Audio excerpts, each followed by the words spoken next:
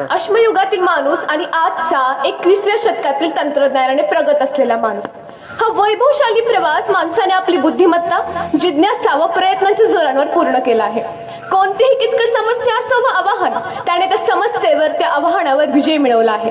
आता हेच काम माणसासारखी विचार करणारी प्रणाली करू शकते काय, असा विचार होऊ लागलाय. आणि याच संकल्पनेतून एक विचार बाहेर पडत आहे, ती म्हणजेच कृत्रिम बुद्धिमत्ता, AI, आर्टिफिशियल इंटेलिजन्स. आता हेच AI मानवी जीवनासाठी कसे हितकारक आहे, या बाजूने मी कोड क्रमांक 4A माझे विचार मांडत आहे. आदरणीय अध्यक्ष, माननीय परीक्षक, शिक्षक वृंद, माझे प्रतिस्पर्धक आणि विद्यार्थी मित्रांनो, या तंत्रज्ञानाचा मुळाचा शोध घेत असताना आपल्याला असे लक्षात येते की 1956 साली डार्क माउथ येथे एक कार्यशाळा झाली. या कार्यशाळेत स्टॅनफोर्डचे संशोधक जॉन मकार्थी यांनी सर्वप्रथमच कृत्रिम बुद्धिमत्ता म्हणजे AI या शब्दाचा वापर केला. आणि आज 1956 साली जन्माला आलेले हे AI नावाचे बाळ पूर्ण यवनात आले आहे. आज माझे जे विरोधक AI विरोध करत आहेत, त्यांनी येथील वादविवाद स्पर्धेची तयारी करत असताना याच AI जनरेटेड ऍपचा उपयोग केला आहे. त्यांचा दिवस व्हॉट्सअप व फेसबुकचे तोंड पाहिल्याशिवाय उगवत नाही. तेच ChatGPT, जेमिनायला प्रश्न विचारून आपल्या समस्या सोडवतात. ते ब्लिंकिट, फ्लिपकार्ट, अमेझॉनवरून शॉपिंग करतात, तर स्विगी, झोमॅटोवरून ऑर्डर देऊन छान छान पदार्थ खातात. या सर्व उदाहरणांवरून आपल्याला असे लक्षात येते की ते प्रत्येक क्षणात व प्रत्येक पावलात AIचा वापर करतात. तर मग हा विरोध त्यांचा दुटप्पीपणा नाही का? मला माझ्या विरोधकांना सांगायचे वाटते की AI मुळे वेळ व श्रमाची मोठ्या प्रमाणात बचत होते. आज आपण जे युगात उभे आहोत, ते युग केवळ विज्ञानाचे नव्हे, तर ते युग बुद्धिमत्तेच्या नव्या पर्वाचे आहे. आणि या नव्या पर्वाचे नाव म्हणजेच AI. पूर्वीची कामे करण्यासाठी आपणास तासंतास श्रम करावे लागत असत. आज ती कामे AI मुळे काही क्षणात होतात. नोंदणी ठेवणे, माहितीचे विश्लेषण करणे आणि निर्णयांमध्ये मार्गदर्शन करणे, आणि तेही अगदी अचूकतेने आणि वेगाने. त्यामुळे AI हे अनेक क्षेत्र जसे शिक्षण, कृषी, आरोग्य, व्यवसाय या उद्योगांमध्ये सर्रास वापरले जात आहेत. माझ्या प्रतिस्पर्धकांचा मुख्य मुद्दा होता की AI मुळे रोजगार जातील. अनेक कंपन्यांमध्ये मोठ्या प्रमाणात कर्मचारी कपात करायला सुरुवात केली आहे. त्यांना मला एवढेच सांगायचे वाटते की परिवर्तन हा सृष्टीचा नियम आहे. परिवर्तने घडताना आपण त्यास कशा प्रकारे स्वीकारतो, त्यावरून त्याचे तोटे व फायदे ठरत असतात. उदाहरणार्थ 90च्या दशकामध्ये जेव्हा संगणक क्रांतीला सुरुवात झाली, तेव्हा अनेकांनी त्यावर टिप्पणी करण्यात, तिला विरोध करण्यात आपली शक्ती खर्च केली. या उलट ज्यांना या तंत्रज्ञानाचे महत्व उमगले, त्यांनी या परिवर्तनामध्ये झोकून दिले आणि प्रगतीची शिखरे गाठली. त्यामुळे आपण इतिहासातील चुकांमधून शिकले पाहिजे आणि AIचा लवकरात लवकर स्वीकार करून घेतला पाहिजे. केवळ भारताबद्दल सांगायचे झाले तर भारतात 4500 पेक्षा जास्त AI स्टार्टअप कार्यरत असून त्यातील तब्बल 40% AI स्टार्टअप हे मागील 3 वर्षात सुरू झाले आहेत. AI मुळे अनेकांच्या नोकऱ्या गेल्याही असतील, पण त्यामुळे निर्माण झालेल्या नवीन संधीकडे माझे विरोधक सपशेल डोळे करत आहेत. माझ्या विरोधकांचे म्हणणे आहे की AI मुळे मानवाची सृजनशीलता संपेल, पण AIची तथाकथित सृजनशीलता ही केवळ गणितीय मर्यादांच्या चौकोनीत अडकलेली आहे. AIची कल्पकता ही केवळ हौशी आणि व्यावसायिक माणसाच्या स्तरांपर्यंत पोहोचू शकते, पण ती अत्यंत प्रभावी माणसांच्या कलागुणांना मागे टाकू शकणार नाही. University of South Australia engineering इनोव्हेशनचे प्राध्यापक आणि अभ्यासक डेव्हिड क्रॉपली म्हणतात, एखादी गोष्ट तयार करणे आणि सृजनशील असणे यात खूप मोठा फरक आहे. जे व्यक्ती उच्च दर्जाचे सृजनशील असतात त्यांना AIच्या उणीवा लगेच लक्षात येतात. सृजनशीलता ही मानवाला मिळालेली एक अमूल्य अशी देणगी आहे, जी मानवाच्या लाखो वर्षाच्या उत्क्रांतीच्या प्रवासात विकसित झाली आहे. तिची बराबरी ही आता काही वर्षापूर्वी निर्माण झालेले तंत्रज्ञान मुळीच करू शकत नाही. पण AIची सृजनशीलता ही मानवाच्या सृजनशीलतेला फुलवते, यात काही शंका नाही. मला माझ्या विरोधकांना सांगायचे वाटते की आजचे जग हे अत्यंत वेगवान आहे आणि सुरक्षितता ही गरज बनली आहे. रस्ते, वाहतूक, नैसर्गिक आपत्ती, कारखाने अशी अनेक क्षेत्रे आहेत ज्या समस्या कधीही उद्भवू शकतात. अशा वेळी AI हे मानवांसाठी एक महत्त्वाचे साथीदार ठरत आहे. आज अनेक शहरांमध्ये AI आधी ट्रॅफिक सिस्टीम वापरली जात आहे, जी वाहतूक कोंडी ओळखून सिग्नल बदलते आणि धोकादायक परिस्थितींची पूर्वकल्पना देते. नैसर्गिक आपत्ती जसे पूर, मुसळधार पाऊस, भूस्खलन इत्यादींचे संकेत AI आपल्यास वेळेआधी देते. कारखाने आणि उद्योगधंद्यांमध्ये छोट्या चुका आधीच ओळखून मोठे बिघाड होण्यास दुरुस्त करते. त्यामुळे अपघात कमी होतात आणि कामगार सुरक्षित राहतात. म्हणजेच योग्य जबाबदारीने वापर केला तर AI मानवाच्या सुरक्षिततेसाठी एक विश्वासार्ह आधार बनू शकते. आज माझे विरोधक एआय विरोध करत आहेत त्यांनी हे लक्षात घेतले पाहिजे की एआय आपल्या जगातील अनेक क्षेत्रांमध्ये अतुलनीय योगदान देत आहे. डॉक्टरांना रोग निदान आणि शस्त्रक्रियेत मदत करते, नवीन औषधे विकसित करते. एआय मुळे आरोग्य सेवा अधिक अचूक, जलद आणि रुग्ण केंद्रित ठरत आहे. शिक्षण क्षेत्राचा विचार केला तर एआय त्यासाठी मोठे वरदान. आज भारतासारख्या देशात जिथे एका वर्गात 70 ते 80 विद्यार्थी असतात, आज आपण एआय मुळे त्या 70 व 80 विद्यार्थ्यांकडे वैयक्तिकरित्या लक्ष देऊ शकतो. शिक्षक सुद्धा अध्यापनासाठी आपला एआयचा उत्तम प्रकारे वापर करत आहेत. शेतीच्या क्षेत्रात एआय म्हणजे संजीवनी. एआय मुळे हवामान, माती व पिकांची माहिती मिळते. रोग किडींची वेळेत माहिती मिळाल्यामुळे नुकसान कमी होते आणि उत्पादन वाढते. म्हणजेच एआय हे शेतीच्या क्षेत्रात अधिक किफायतशीर, शास्त्रशुद्ध आणि समृद्ध ठरत आहे. एवढेच नाही तर उद्योग, वित्त, व्यापार, वाहतूक, सुरक्षा, मनोरंजन, शासन व प्रशासन अशी अनेक क्षेत्रे आहेत ज्यात एआय प्रभावी ठरत आहे. माझ्या विरोधकांना असे वाटते की जर एआयला मानवाप्रमाणे भावना निर्माण झाल्या तर मानवाचे अस्तित्व संपुष्टात येईल. अगदी ते गणित एआय काही वर्षात सोडवेल, बुद्धिबळ चॅम्पियन्सला हरवेल, पण तरी सुद्धा तो माणसाप्रमाणे समजून घेऊ शकणार नाही, कारण त्याच्याकडे स्वतःच्या भावनाही नाहीत आणि स्वतःचे विचार आहेत. आपण जे काम करत आहोत योग्य की अयोग्य, चांगले की वाईट, हे एआय मुळीच ठरू शकत नाही. हे केवळ मानवच ठरू शकते, कारण माणसाकडे मन, बुद्धी व भावना आहेत व ते एआय कडे नाहीत. त्यामुळे एआय हे माणसाला फक्त पूरक ठरू शकते, पर्याय म्हणून नाही. मला तुम्हाला एक त्या वेड्या म्हातारीची गोष्ट सांगावीशी वाटते, जी सकाळ होऊ नये म्हणून आपल्या कोंबडीला डाली खाली लपवून ठेवते. पण सकाळ झाली, सूर्य उगवायचा थांबला नाही. तुम्ही कितीही विरोध केला तरी काळ आणि एआय आता थांबणार नाही. एआयचा सूर्य हा क्षितिजावर उगवत आहे. तो डोक्यावर येण्याआधी कालाय तस्मै नमः म्हणा आणि एआयच्या उगवत्या सूर्याला नमस्कार करा. मला शेवटी एवढेच सांगावेसे वाटते की आजचा काळ हा परिवर्तनाचा काळ आहे.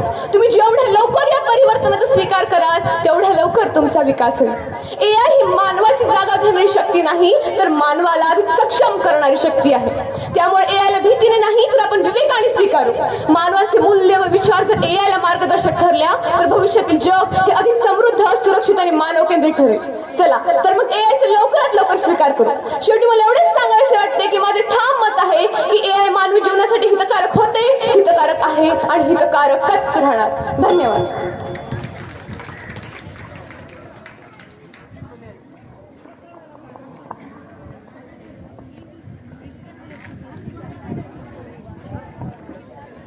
यानंतर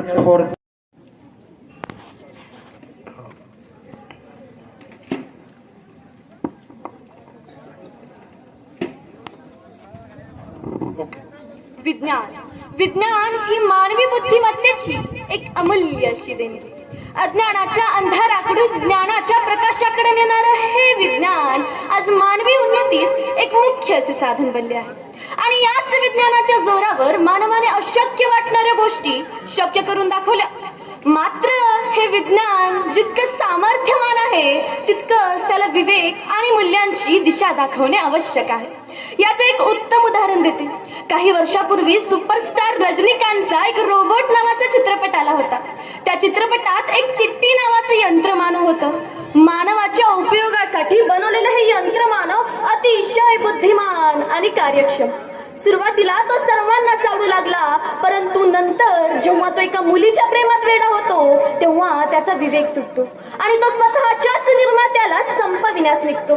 या राक्षसी यंत्रमानवाला ठार करण्यासाठी मानवाला प्रयत्नांची पराकाष्ठा तर करावीच लागते, परंतु ही घटना आपण आज सांगते की मानवाला सर्व काही कळतं हो, परंतु वळतच नाही. आणि आज हीच भीती एआय म्हणजेच कृत्रिम बुद्धिमत्ता या राक्षसी यंत्रणाकडून मानवास वाटत आहे. म्हणूनच मी एआय मानवी जीवनास हितकारक नाही या बाबतीत माझे विचार मांडणार आहे. आदरणीय अध्यक्ष महोदय, माननीय परीक्षक, शिक्षक वृंद, माझे प्रतिस्पर्धक आणि विद्यार्थी मित्रांनो, एआय बाबतीत माझा पहिला मुद्दा म्हणजे एआय मुळे मानवी विचारशक्तीवर परिणाम होईल. माझ्या प्रतिस्पर्धकांचे म्हणणे असे आहे की एआय मुळे मानवी जीवन अधिक सुखकारक आणि सोपे ठरेल, परंतु अलीकडच्याच काही संशोधनात एआय मुळे मानवी मनावर झालेला गंभीर परिणाम तर आपण पाहिलाच आहे. एआय मानवाला निर्णय घेण्यापुरते मदत करते, परंतु हीच मदत पुन्हा मानवाची विचारशक्ती म्हणजेच क्रिटिकल थिंकिंग कमकुवत होत असल्याचे मायक्रोसॉफ्ट कॅनर्गी युनिव्हर्सिटीच्या संशोधनातून समोर आले आहे.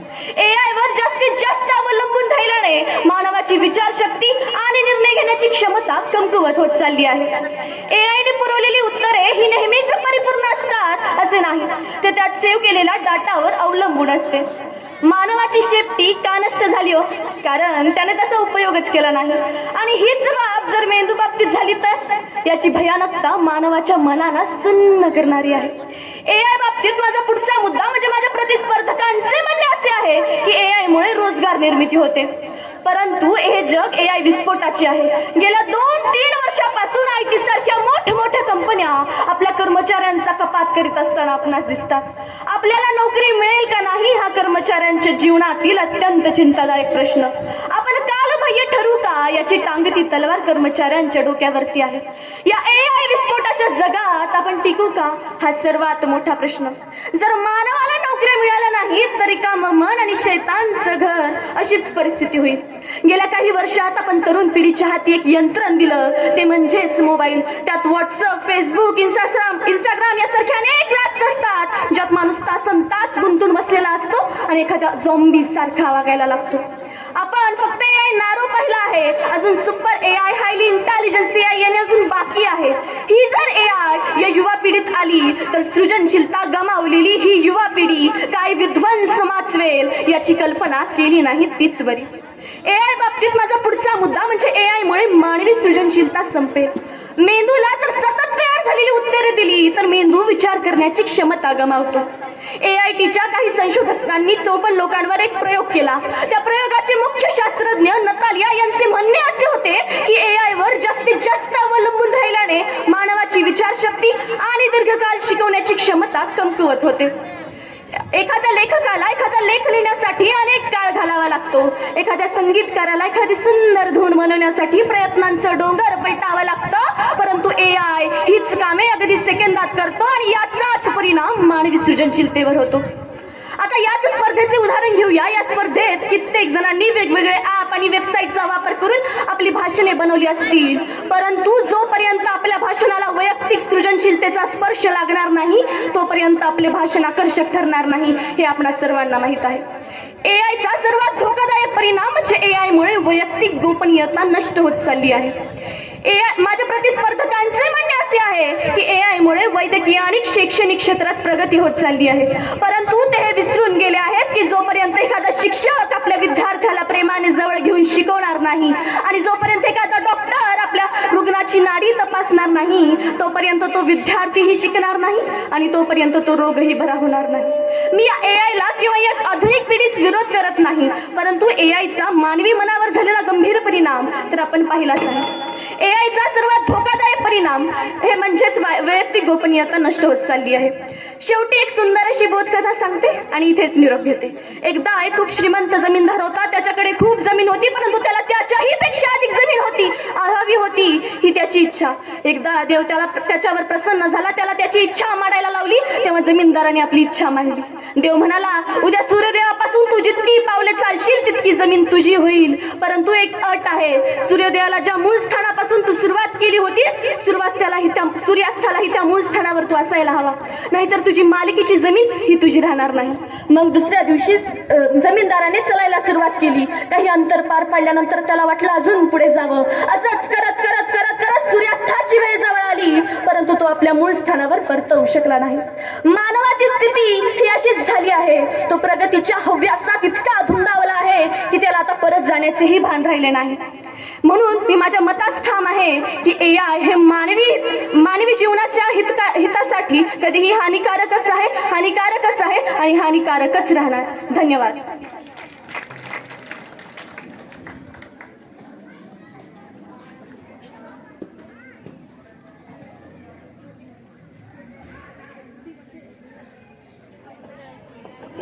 सिक्स ए 6B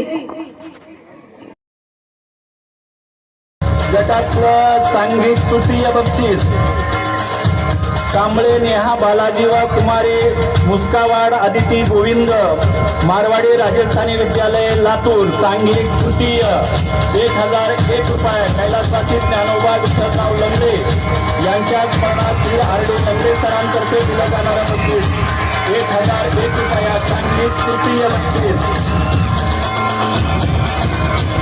मारवाडी राजस्थानी विद्यालय लातूर सांघिक तृतीय बक्षीस त्यांचे मार्गदर्शक मित्र आणि विद्यार्थी